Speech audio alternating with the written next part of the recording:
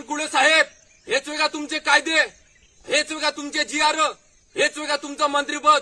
अरे तुम्ही काढलेल्या पांदन रस्त्याचा नियम, पांदन रस्त्याचे कायदे, GR हे कोणता तहसीलदार ऐकत नाही, कोणता शेतकरी मानत नाही.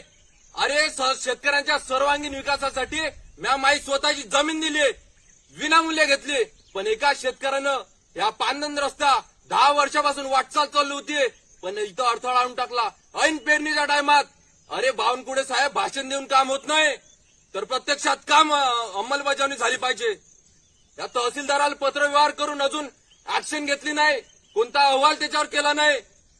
कायचे तुमचे GR आहे? अरे 50 शेतकऱ्यांची वाटचाल इथं थांबली आहे. ऐन पावसाळ्याचा टाइम आहे, पेरणीची वेळ आली आहे.